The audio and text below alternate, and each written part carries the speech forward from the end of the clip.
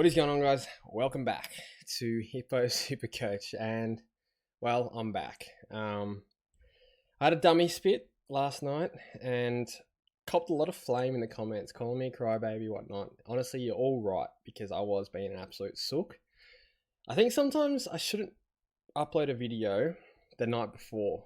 Oh, sorry, the night of the round ending. It's really dumb because it's the most emotional part of the week when you see that final score, you win or lose your matchups.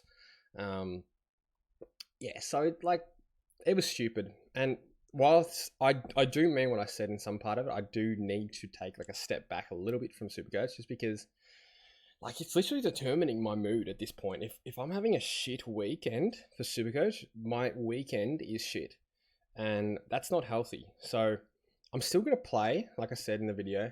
And I do want to upload because there will be teams that have maybe 5, 6, 7 trades left and they have plays they can do, and maybe my insight could help them a little bit with their ranking. So that is what I do want to play for. And yeah, just be consistent at least to the end of the year. And apologies for cracking the sads. Head is pulled in. Let's have a look at the rank. So 413, not the end of the world really. Only gone down to 182 spots. Round rank. Wait, hang on. This isn't even updated. Sorry. I've gone down 48 spots. So I'm 461. Round rank 21k, so not great, but last week wasn't great either, so does it really matter? Probably not. So we've already spoken about the team in a very quick way. In terms of trades, I don't think there's many options I can do. I just think, I think I got it right at now. I was pretty happy, to be honest, with the TDK to Marshall pick. That brought me down to 2 trades, which isn't ideal, but it definitely helped. I think it was a 70-point swing or a 60-point swing, so we'll take our little wins when we can get them. We'll talk about some trade targets and some captaincy options in more depth now, just because I probably won't be uploading heaps throughout the week. A little bit busy with other things at the moment as well, but when it comes to the weekend, I just need to chill. I think I got to stop watching the live scores. I think that's what really fucks you. Check the scores at the end of the game or halftime or something, but yeah, watching those live scores for every game of all year, it's taken a toll. It's a roller coaster, like an emotional roller coaster, and I'm sick of it, to be honest. So, like I said, there was some value in the points I made last night's video. If you want a comedy video, watch last night's, because that was unfiltered as possibly can be, and very irrational. But yeah, I just think it's a little bit of it's a roller coaster when you're watching the live scores. So I'm going to try going this weekend.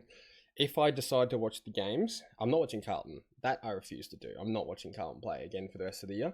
But the other games, if I do watch them, I'm not going to watch them with live scores. So yeah.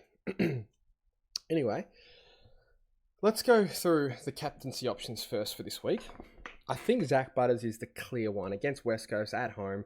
I don't see anyone shutting him down. Even if they put time into him, he's not getting shut down, I don't think. So I think you're pretty safe going him. Another one is Zach Merritt against Richmond. I think those two guys are the absolute best picks for the week. If Jai Caldwell plays, a sneaky VC option probably. Moving on to the Bulldogs, potentially Bont looks good at Marvel. I think he's due for a big one, like another big one. He does love Marvel, obviously. I think I'll go either Dacos or him. I might do them both, to be honest. That's a bit fucked up. Someone clip that. Gorn v Cherry will be interesting. So I'll tell you what, I've gotten that Gorn pick actually pretty right. So I don't want to toot my own horn, but I did take a pretty big gamble with that pick, predicting he would go sub-tons over the next 2 weeks, and he did. So 90 and 79. So we'll take that. We traded him after the 126. Got that one right. No need to get too ahead of myself because Gorn could just pump out a 200 at any given moment. And I do expect him to go pretty large against Carlton, to be honest, but we'll see. For now, it looks good. I don't think I can get him back at this point. Gonna need McCarthy to pull off a miracle and make heaps of money, and maybe a Zach Johnson, and that can be my flex at 580 or something. I don't think I quite have enough, and I think I'd rather hold the 2 trades, but Yeah, so captain options, I'll probably go Bont into Dacos. Sorry, Dacos into Bont. I don't see either of them copying attention. Yeah, so obviously Gorn and Cherry play each other. They negate each other. Who does Marshall play? Grundy, that's a tough matchup. Baz plays Jitto West. That's the other thing that was frustrating. I didn't talk about that in the first video, but bloody Bailey Smith was laid out, and Jeremy Cameron comes out pre-game saying that, oh, we knew that this last night he wasn't going to be out. I mean, come on, like these Geelong guys, they just play mind games.